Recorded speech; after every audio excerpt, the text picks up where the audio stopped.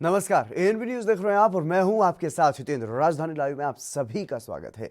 राजधानी लाइव में कार्यक्रम की शुरुआत करेंगे दिल्ली से, क्योंकि कृषि कानूनों के खिलाफ दिल्ली की सीमाओं पर डटे हुए किसानों का जो आंदोलन है वो जारी है और इस आंदोलन को और भी ज्यादा तेज करने की कवायद शुरू कर दी गई है।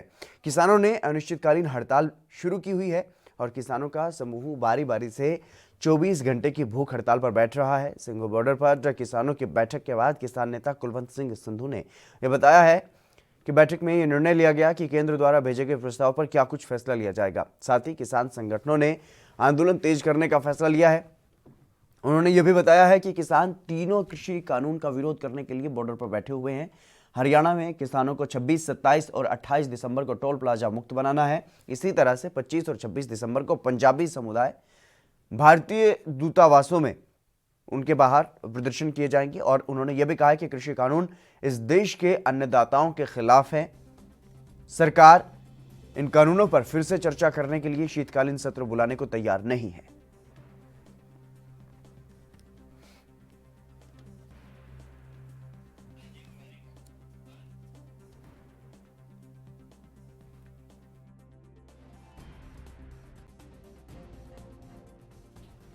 28वें दिन किसानों का आंदोलन जो है वो जारी है और लगातार डटे हुए हैं दिल्ली में किसान। जिस तरीके से ये आंदोलन लगातार आगे बढ़ता हुआ जा रहा है और करीब 1 महीना हो चुका है, ऐसे में अब किसानों ने एक बार फिर से देशवासियों से ये आह्वान किया है, अपील की है इस आंदोलन को तेज करने की, इस आंदोलन का समर्थन करने की। और जिस तरीके से शीतकालीन सत्र पर लगातार बहस छिड़ी हुई है, विपक्षी दलों के द्वारा निशाना साधा जा रहा है सरकार पर, और अब किसानों ने भी सवाल उठाए हैं कि शीतकालीन सत्र इसलिए नहीं बुला रही है सरकार क्योंकि इन कानूनों पर चर्चा नहीं करना चाहती फिर से। और इस तरीके से जो जानकारी दी गई है किसानों की तरफ से कि 26, 27 और 28 दिसंबर को टोल प्लाजा मुक्त बनाया जाएगा हरियाणा में। और इसके अलावा अगर बात की जाए विदेशों की, तो विदेशों में जो लोग किसान कानूनों का समर्थन कर रहे हैं, भारतीय लोग हैं जो, वो भारतीय दूतावास के बाहर वहां पर विरोध प्रदर्शन करेंगे और मेमोरेंडम सौंपने का काम करेंगे। इस तरीके से किसान आंदोलन को मजबूत बनाने के लिए, सरकार को झुकाने के लिए, सरकार पर दबाव बनाने के लिए तमाम रणनीति जो है वो बनाई जा रही है किसानों की तरफ से। और किसान नेता आपस में मंथन कर रहे हैं। जो सरकार की तरफ से निमंत्रण भेजा गया है उसको लेकर के कि बातचीत करनी है या फिर नहीं करनी है, इस पर अभी तक किसानों ने कोई फैसला नहीं लिया है। वहीं अगर बात की जाए, क्योंकि दिल्ली में लगातार ठंड बढ़ रही है और किसान भी बढ़ रहे हैं, किसान लगातार वहां पर पहुंच रहे हैं, उनका आंदोलन भी उसी रफ्तार से बढ़ रहा है और आंदोलन को और ज़्यादा तेज करने के लिए लोगों से अपील की गई है। आज किसान दिवस के दिन सभी से ये अपील की गई है कि एक टाइम का खाना ना खाएं, किसान आंदोलन का समर्थन करें।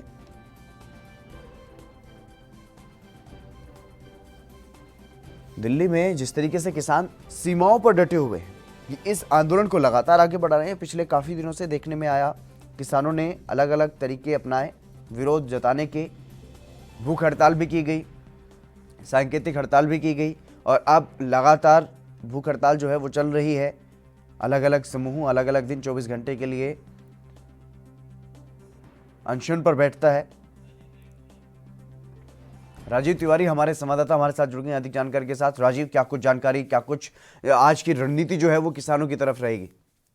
देखिए, बिल्कुल बता दें, लगातार कहीं ना कहीं जो है अब तक दिल्ली के तमाम के बैठे हुए हैं और लगता है किसी भी तरीके से उनका जो कृषि कानून है जो उनके विरोध में लेके आया गया है उसको वापस करे, मगर अभी भी सरकार पीछे नहीं हट रही है और ना ही कृषि कानून को वापस ले रही है। मगर बात करें जिस तरीके से अब कह सकते हैं किसानों को साथ साथ महिलाएं भी प्रदर्शन पर बैठती जा रही हैं और कहीं ना कहीं सरकार को गुहार लगा रही हैं, सरकार के खिलाफ प्रदर्शन कर रही हैं कि सरकार जो कृषि कानून लेके आई है उसको वापस करे। मगर बात करें जिस तरीके से सरकार की, तो सरकार अब कहीं ना कहीं कड़े कदम उठाने के लिए मजबूर होती चली जा रही है, क्योंकि सुरक्षा व्यवस्था भी ज्यादा से ज्यादा बढ़ाई जा रही है। क्योंकि दिल्ली पुलिस कमिश्नर की तरफ से भी ये कहा गया है कि हम सुरक्षा, जितनी ज्यादा किसान बढ़ेंगे और जितने ज्यादा किसान आएंगे प्रदर्शन के अंदर, उतनी ज्यादा हमें सुरक्षा भी बढ़ानी पड़ेगी। और इसीलिए मद्देनजर रखते हुए, सुरक्षा के मद्देनजर रखते हुए सुरक्षा भी बढ़ाई जा रही है। यहाँ तक कि इंटेलिजेंस एजेंसियां भी लगाई जा रही है ताकि इसके अंदर कोई भी ऐसा व्यक्ति ना आ सके जो प्रदर्शन की आड़ में कोई और कार्य कर सके। जी राजीव, क्या दिल्ली में अभी भी किसानों की संख्या बढ़ रही है? देखिए, बिल्कुल सही कहा आपने। एक चीज तो स्पष्ट है, जिस तरीके से लगातार किसानों की जो गिनती है वो बढ़ती चली जा रही है। कहीं ना कहीं अगर 2 किसान वापिस गांव जाते हैं तो 4 किसानों को और लेके आते हैं, तो कहीं ना कहीं गिनती जरूर बढ़ रही है। और दिल्ली पुलिस के साथ साथ दिल्ली सरकार और केंद्र सरकार की भी मुश्किलें बढ़ती चली जा रही है, क्योंकि केंद्र सरकार कहीं ना कहीं इस आंदोलन को खत्म करना चाह रही थी, मगर अभी तक वो इस आंदोलन को खत्म नहीं कर पा रही है। मगर हाँ, कुछ किसान संगठन जो है वो इस कृषि कानून से कहीं ना कहीं फेवर करते नजर आ रहे हैं और कुछ किसानों को फायदा भी हो रहा है। मगर जो किसान प्रदर्शन पर बैठे, मतलब इतनी बड़ी संख्या में जो प्रदर्शन पर बैठे हैं किसान, उनके बीच में कि सरकार जाकर या सरकार का कोई नुमाइंदा जाकर उनसे बात नहीं कर रहा है। सीधे सीधे यही कहा जा रहा है कि कृषि कानून जो आया है वो आपके लिए फायदेमंद है, आप लोग अपना प्रदर्शन खत्म कीजिए और बातचीत का जो दौर करना चाहते हैं तो सरकार तैयार है। मगर सरकार की तरफ से सिर्फ कहा जा रहा है, अभी पहल नहीं की जा रही है। और जी, आज किसानों की तरफ से जो क्या कुछ जानकारी है, क्या कुछ कार्यक्रम आज किसानों के रहने वाले हैं, कितने बजे बैठक होने वाली है जिसमें अहम फैसले लिया जा सकता है? देखिए, बिल्कुल बता दें, जिस तरीके से किसानों की रणनीति की बात करें तो रणनीति जरूर की जा सकती है, क्योंकि 12 बजे करीब बैठक की जाएगी किसानों की और कहीं ना कहीं उसके अंदर रणनीति बनाई जाएगी। आगे की प्रक्रिया कितनी और कठोर उठानी है या फिर सरकार को किस तरीके से बैकफुट पे लेके आना है। मगर बात करें जिस तरीके से लगातार किसान प्रदर्शन कर रहे हैं, उससे साफ जाहिर हो चुका है कि किसान पीछे हटने वाले नहीं है, क्योंकि कृषि कानून उनके फेवर में नहीं है और कहीं ना कहीं वो अपना गुस्सा भी जाहिर कर रहे हैं। उनकी तरफ से ये भी कहा जा रहा है कि सरकार अगर सही में ये कानून हमारे फेवर में लेके आई है तो हमसे बात क्यों नहीं कर रही है। वहीं बात करें, सरकार भी इसी तरीके का कदम उठा रही है कि कृषि कानून जो है वो उनके फायदेमंद है, मगर वो भी किसानों को न्योता जरूर दे रहे हैं, निमंत्रण दे रहे हैं कि आप आइए हमसे बात कीजिए। मगर कोई भी ऐसे दोनों में से कोई भी पहल नहीं कर रहा है जो एक दूसरे से बातचीत कर सके। जी, वही शीतकालीन सत्र पर अब तक जिस तरीके से विपक्ष सवाल उठा रहा था, अब किसानों ने भी सवाल उठाए हैं कि इन तीनों कानूनों पर फिर से चर्चा करने से बच रही है सरकार। देखिए, बिल्कुल सही कहा आपने। जिस तरीके से कृषि कानून को लेकर जो किसान कह रहे हैं कि बार बार क्या चर्चा की जानी चाहिए, इसमें बातचीत की जानी चाहिए, क्योंकि विदाउट चर्चा के कृषि कानून था जो पास करा लिया गया था। मगर कहीं ना कहीं इससे साफ जाहिर हो रहा है कि किसान जो कह रहे हैं वो सही है, क्योंकि जिस तरीके से किसानों का गुस्सा है वो जरूर देखने को मिल रहा है। और कहीं ना कहीं किसानों के साथ साथ अब दिल्ली की जनता को भी परेशानी हो रही है, केंद्र सरकार को भी। अब केंद्र सरकार कहीं ना कहीं मजबूरी में आकर चर्चा करने के लिए मजबूर हो सकता है। जी, राजीव, जिस तरीके से किसानों की तरफ से कहा जा रहा है कि हम किसी को भी परेशान नहीं कर रहे हैं, किसी की भी कोई परेशानी नहीं है किसान आंदोलन से, लेकिन दिल्ली के लोगों की क्या कुछ परेशानियां हैं, क्योंकि परेशानियों को लेकर के ही सुप्रीम कोर्ट में यह मामला गया था। देखिए, बिल्कुल बताइए, जिस तरीके से लगातार कहीं ना कहीं किसानों की तरफ से ये जरूर कहा गया था कि हम किसी को परेशान करने नहीं आए हैं, ना ही हम कोई उग्र करने आए हैं, ना ही किसी अलग तरीके का प्रदर्शन करने आए हैं। सिर्फ हम सरकार से एक गुहार लगाते हैं कि कृषि कानून को वापस लिया जाए। मगर बात करें जिस तरीके से दिल्ली की जनता की, तो दिल्ली की जनता जरूर परेशान होती चली जा रही है, क्योंकि जिस तरीके से बात करें, जो नोएडा में रहते हैं लोग बाग, वो दिल्ली के अंदर आते हैं सर्विस करने के लिए, काम करने के लिए, और या फिर कहें जो बॉर्डरों पर कहीं ना कहीं जो फैक्ट्री इंडस्ट्री एरिया बना हुआ है जहाँ पर लोग बाग काम करने जाते हैं, वो तमाम सुविधाएं बंद हो चुकी हैं, क्योंकि बॉर्डरों पर जो किसान बैठे हुए हैं और लोगों का आना जाना इधर से दिल्ली से नोएडा नहीं जा सकता, नोएडा से फरीदाबाद नहीं जा सकता। इस तरीके की जो दिक्कतें हैं वो कहीं ना कहीं दिल्ली सरकार की साथ साथ दिल्ली की जनता को महसूस हो रही है, क्योंकि दिल्ली की जनता अभी भी राहत चाहती है, क्योंकि जिस तरीके की सब्जी वगैरह अब दिल्ली के अंदर महंगी हो चुकी है और जो ट्रांसपोर्टेशन है वो नहीं चल पा रहा है, बाधित पड़ा हुआ है, तो कहीं ना कहीं दिक्कतें जरूर आती है। मगर किसानों को चाहिए कम से कम थोड़ा बहुत तो रास्ता उनके लिए छोड़े, ताकि वो लोग अपने जा सके, अपने काम धंधे के लिए जा सके। लगता है कि लगभग 25 दिन से ज्यादा हो चुके हैं और कहीं ना कहीं दिक्कतें उन लोगों को आ रही है जो दिल्ली से फरीदाबाद या फिर नोएडा जाते हैं या फिर गुड़गांव जाते हैं काम करने के लिए, या फिर गुड़गांव से या फरीदाबाद से दिल्ली के अंदर आते हैं। खासतौर पर किसानों को ऐसा थोड़ा बहुत रास्ता देना चाहिए ताकि वो लोग अपने आवाजाही कर सकें। जी, बिल्कुल राजीव, दिल्ली दिल्ली यूपी बॉर्डर पर गाजीपुर में लगातार इस तरीके की जो स्थिति है वो देखने को मिल रही है। बार बार किसान नेता वहां से किसानों को हटाते हैं, जो प्रदर्शन करते हैं, सड़क को जाम करते हैं, लेकिन फिर से किसान जो हैं वो वहां पर जाकर सड़कों पर बैठ जाते हैं। तो इस तरीके से काफी समस्याओं का सामना लोगों को वहां पर करना पड़ रहा है। देखिए, बिल्कुल सही कहा आपने। जिस तरीके से बात करें, लगातार प्रशासन जरूर के गाजियाबाद बॉर्डर पे कहीं ना कहीं किसान जो प्रदर्शन कर रहे हैं उनको हटा देते हैं और फिर जाके दोबारा से बैठ जाते हैं, मगर लोगों को जरूर परेशानी आ रही है, क्योंकि जिस तरीके से लगातार किसान बैठते हैं और कहीं ना कहीं बार बार हटा देते हैं, बार बार बैठ जाते हैं, तो उससे कहीं ना कहीं लोगों को दिक्कतें जरूर आ रही है। लोगों को ये समझ में नहीं आता कि कब रास्ता खुला हुआ है और कब रास्ता बंद हुआ है, तो कहीं ना कहीं दिक्कतें जरूर है। मगर किसानों को थोड़ा चाहिए कि जब तक जो आम नागरिक है, ये जो आम जनता है, उनके लिए कम से कम इतना रास्ता दिया जा सके ताकि वो अपनी आवाजाही कर सके। मगर कहीं ना कहीं प्रशासन कोशिश जरूर कर रहा है समझाने की, और सरकारें भी कोशिश कर रही है, मगर अभी तालमेल का जो कह सकते हैं बातचीत का दौर है वो कहीं ना कहीं नजर नहीं आ रहा है, कि इससे लगता नहीं है कि अभी कुछ दिनों के अंदर और जल्दी ये सोल्यूशन हो सकता है किसानों का। जी लेकिन राजीव, जिस तरीके से किसान और सरकार के बीच ये संघर्ष और भी ज्यादा बढ़ता हुआ दिखाई दे रहा है, अभी कोई समाधान निकलता हुआ दिखाई नहीं दे रहा है। ऐसे में जो आज बैठक होनी है किसान नेताओं की, उसमें क्या कुछ फैसला लिए जाने की उम्मीद है? क्योंकि कल भी अहम बैठक हुई थी, उसमें क्या कुछ फैसला लिया गया, उसके बारे में भी सही तरीके से जानकारी किसानों की तरफ से नहीं दी गई। देखिए, बिल्कुल सही कहा आपने। एक चीज तो स्पष्ट है, जिस तरीके से जो किसान नेता हैं वो कहीं ना कहीं रोज 12 बजे के करीब बैठक करते हैं और उसके अंदर रणनीति बनाते हैं कि भाई हमने सरकार के साथ किस तरीके से वार्ता करनी है, किस तरीके का प्रदर्शन करना है, कितना उग्र करना है और कितना हमने सुविधाएं लोगों को देनी है, या फिर जो किसान बैठे हुए हैं उनके तक किस तरीके की सुविधाएं देनी है। मगर हर तरीके की रणनीति जरूर बनाई जा रही है, मगर अब किसानों की तरफ से स्पष्ट नहीं किया जा रहा है कि उनकी रणनीति क्या होगी आने वाले दिनों के अंदर। मगर बात करें जिस तरीके सरकार की, तो सरकार बिल्कुल राजीव, तमाम जानकारी देने के लिए बहुत बहुत शुक्रिया। तो लगातार जो किसानों का आंदोलन है वो जारी है और दिल्ली में किसान डटे हुए हैं। अहम बैठक भी होनी है, उसमें क्या कुछ फैसला लिया जाएगा इस बारे में बैठक के बाद ही जानकारी जो है वो हासिल हो पाएगी।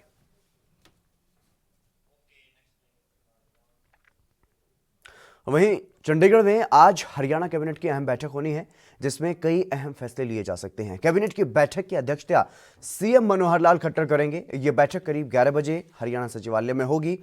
कैबिनेट बैठक आज मानेसर को इस बैठक में निगम बनाने पर भी मोहर लग सकती है। इसके अलावा कैबिनेट में करीब 1.5 दर्जन एजेंडे हैं जिन पर चर्चा होनी है, जिनमें बिजली कंपनियों के लोन की गारंटी देने समेत कई फैसले शामिल हैं।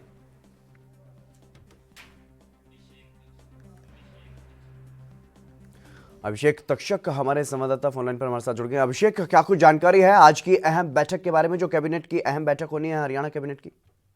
जी बिल्कुल, देखिए सुबह 11 बजे हरियाणा सचिवालय में मुख्यमंत्री मनोहर लाल खट्टर की अध्यक्षता में ये बैठक बुलाई गई है और इसमें तमाम मंत्री मौजूद रहेंगे। वहीं अगर बात करें गृह मंत्री की, तो वो उनकी कोरोना पॉजिटिव होने के चलते उपचाराधीन है तो वो इस बैठक में शामिल नहीं हो पाएंगे। और बात करें इसमें जो सरकार की ओर से मानेसर को नगर निगम बनाने की तैयारी है, जिसका अगर इस पर सहमति बनती है तो ये प्रदेश का 11वां नगर निगम बन जाएगा। और इस पर उम्मीद यही जताई जा रही है या जानकारी यही मिल रही है कि इस पर तमाम मंत्रियों की रजामंदी के बाद मोहर लग जाएगी।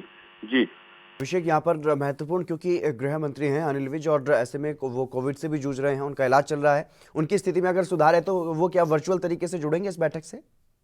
ऐसी कोई जानकारी नहीं कि वो वर्चुअल तरीके से इस बैठक में जुड़ेंगे। और ये शायद इस समय जिस तरह के उनके स्वास्थ्य उपचार के लिए वो मेदांता में एडमिट है, तो उम्मीद यही है कि वो वर्चुअल भी इस बैठक में शामिल नहीं होंगे। और उनके अलावा तमाम जो मंत्री हैं मुख्यमंत्री की अध्यक्षता में इस बैठक में शामिल होंगे। और कई इसमें लगभग 1.5 दर्जन के करीब एजेंडे हैं। और वहीं पर किसानों का जो आंदोलन चल रहा है उस पर भी इस बैठक में तमाम मंत्रियों के साथ मुख्यमंत्री चर्चा कर सकते हैं और किस तरह इस आंदोलन से निपटा जाए उसकी रणनीति तैयार की जा सकती है। जी अभिषेक, लेकिन इस जो कैबिनेट की जो बैठक होनी है ये अहम समय है, क्योंकि किसानों को आंदोलन चल रहा है, लगातार सरकार का विरोध भी चल रहा है। और ऐसे में ये जो बैठक हो रही है इसमें आपने बताया कि 1.5 दर्जन के आसपास जो फैसले हैं वो लिए जा सकते हैं। वो कौन कौन से महत्वपूर्ण फैसले ऐसे समय में लिए जा सकते हैं? देखो, आज की जो बैठक है इसमें हरियाणा शहरी निकाय, स्वास्थ्य व परिवहन विभाग सहित अन्य कई जो विभाग से जुड़े हुए अहम जो फैसले हैं वो लिए जा सकते हैं। जो मेन जो बड़ा जो फैसला है वो यही है, मानेसर नगर निगम की के बारे में सरकार की ओर से पहले कहा गया था कि मानेसर को नगर निगम बनाया जाएगा। तो जो मेन और जो बड़ा जो विषय रखा जाएगा आज की इस कैबिनेट में वो यही है कि मानेसर को नगर निगम बनाने पर मंत्रिमंडल की मोहर लगेगी। जी क्योंकि कोरोना का इस वक्त जो है वो कोरोना काफ़ी चर्चा में है, काफ़ी कहर जो है वो देखने को मिल चुका है, लेकिन अब वैक्सीन की तैयारियों में केंद्र सरकार जुटी है। ऐसे में क्या इस अहम बैठक में आज कोरोना वैक्सीन को लेकर के भी चर्चा की जा सकती है? ये एक अहम मुद्दा रहेगा, इस पे भी चर्चा की जा सकती है। रोड मैप तैयार हो चुका है हरियाणा की सरकार की ओर से कि इस पर किस तरह वैक्सीन के लिए व्यवस्था की जाए या किस तरह पहले कितने लोगों को वैक्सीन लगाई जाएगी, इस तरह का रोड मैप जो है स्वास्थ्य विभाग की ओर से पहले ही तैयार किया जा चुका है। जी कि अभिषेक खुद स्वास्थ्य मंत्री भी हैं अनिल विज, और वो इस बैठक का हिस्सा नहीं रहेंगे, तो ऐसे में उनका यहाँ पर होना हालांकि महत्वपूर्ण है, उनका बहुत ज़रूरी है, लेकिन वो यहाँ पर उपस्थित नहीं हो पाएंगे क्योंकि वो खुद कोरोना संक्रमित हैं और उनका इलाज चल रहा है। लेकिन कोरोना वैक्सीन को लेकर के जिस तरीके से देश भर में चर्चा है, देश भर की जो अलग अलग राज्यों की जो सरकारें हैं उनकी तरफ से पूरी तैयारी कर ली गई है। ऐसे में हरियाणा सरकार की तरफ से अब क्या कुछ महत्वपूर्ण रणनीति यहाँ पर बनाई जाएगी, कैसे उन लोगों का चयन किया जाएगा जिनको सबसे पहले कोरोना वैक्सीन दी जानी है? जी बिल्कुल, देखिए सरकार की ओर से कोविन पोर्टल एक बनाया गया है। इसके अंदर जो आप ये कहें कि पहले उसमें उसमें अपने आप को ऐड करना पड़ेगा, उसमें अपने आप को जोड़ना पड़ेगा। इसी तरह जो वैक्सीन की बात करें, हरियाणा जो का स्वास्थ्य विभाग है उसने पूरी वैक्सीन के डिस्ट्रीब्यूशन का प्लान तैयार कर लिया। राज्य वैक्सीन स्टोर कुरुक्षेत्र में बनाने की सरकार की जो योजना है, वहीं हिसार, गुरुग्राम, कुरुक्षेत्र तथा रोहतक 4 क्षेत्रीय वैक्सीन स्टोर स्थापित किए जाएंगे। 12 जिला वैक्सीन स्टोर तथा 600 बनाए जाएंगे जिसके अंदर वैक्सीन रखी जाएगी और उसमें जो हम नागरिक हैं उनको ये वैक्सीन लगाई जाएगी। जी इसके अलावा अभिषेक, क्योंकि नगर निगम के चुनाव भी होने हैं, उसको लेकर के भी क्या इसमें कोई मंथन किया जा सकता है? जी देखिए, नगर निगम चुनाव को चर्चा की जा सकती है क्योंकि 27 तारीख को वोटिंग है नगर निगम चुनाव की, और वहीं जो नगर पालिका है उसकी चुनावों की 27 को वोटिंग है, तो उस पर चर्चा की जा सकती है, उसमें मंथन किया जा सकता है कि भाजपा जो है वो इस समय मौजूदा हालात में किसान आंदोलन चल रहा है उसमें कहां पर खड़ी है और कहां कहां पर कमी रहेगी या किस तरह और ज्यादा पार्टी को मेहनत करनी पड़ सकती है। जी अभिषेक, तमाम जानकारी देने के लिए बहुत बहुत शुक्रिया। तो आज हरियाणा कैबिनेट की अहम बैठक होनी है और इस बैठक में कई महत्वपूर्ण फैसले लिए जा सकते हैं क्योंकि कोरोना वैक्सीन पर चर्चा इस वक्त जोरों पर है। किसान आंदोलन से भी सरकार को सामना करना पड़ रहा है, सरकार का खासा विरोध किसान कर रहे हैं और ऐसे में कई महत्वपूर्ण फैसले आज की इस कैबिनेट बैठक में लिए जा सकते हैं। वहीं मुंबई के दहीसर में आर्द्र उत्तर मनपा की नगर सेविका तेजस्वी घोसालकर का बीजेपी ने विरोध करना शुरू कर दिया है। उनके कार्यालय के बाहर ही बीजेपी नेता मनीषा चौधरी ने आंदोलन शुरू कर दिया है। दरअसल तेजस्वी पर यह आरोप है कि गणपत पाटिल नगर के स्थानीय नगर सेविका तेजस्वी घोसालकर ने वहां के स्लम में रहने वाले लोगों की बिजली काटने के लिए बीएमसी को खत लिखा है। मनीषा चौधरी का यह आरोप है कि गणपत पाटिल नगर इलाके में पहले बिजली नहीं थी, तब वहां पर क्राइम ज्यादा होता था, भ्रष्टाचार भी होता था। एक बल्ब का 400 रुपए और एक ट्यूबलाइट का 600 रुपये बिजली माफिया लेते थे और अब मीटर लगने से बिजली माफिया की कमाई बंद हो गई है। इसलिए अब वहां की नगर सेविका लेटर लिखकर लोगों के घरों का मीटर काटने की मांग कर रही हैं।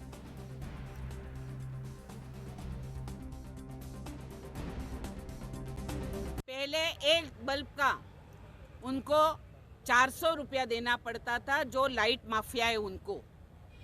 ट्यूबलाइट होगी तो 600 रुपया देना पड़ता था। कुल मिला के 1500-1600 रुपया गरीब लोगों को लाइट का देना पड़ता था। हमने ऑफिशियली मीटर देने के बाद 400 रुपये से 300 रुपया बिल टोटल आने लगा और वहाँ का क्राइम कम हो गया। आप पुलिस से बात करो, पुलिस से रिपोर्ट लो। लाइट आने के बाद गणपत पाटिल नगर का क्राइम कितना कम हुआ। मैं कहना चाहती हूँ, तेजस्विनी घोसालकर ने जो लेटर दिया है, तो गणपत पाटिल नगर में मेरे सभी देश के चौथे आधार स्तंभ आप लोग हैं। मैं आपको विनंती कर रही हूँ, आप जाओ गणपत पाटिल नगर में 1 से 14 नंबर गली में कितने इलीगल कंस्ट्रक्शन हुए, पक्के कंस्ट्रक्शन, शोरूम कितने खिले, वो आप जरा देखिए। अगर उनको हाथ नहीं लगाते हैं और झुगी झोपड़ी में रहने वाले मेरे गरीब भाइयों को अगर मीटर निकालने का पाप एक सरकार करेगी, ये सरकार कभी नहीं टिक सकती। सत्यप्रकाश सोनी हमारे संवाददाता हमारे साथ जुड़ गए हैं अधिक जानकारी के साथ। सत्यप्रकाश, क्या कुछ पूरी जानकारी है इस मामले के बारे में? क्या है ये पूरा मामला? देखिए हितेंद्र, यह लड़ाई जो है भाजपा विधायिका और शिवसेना नगर सेविका के बीच की है।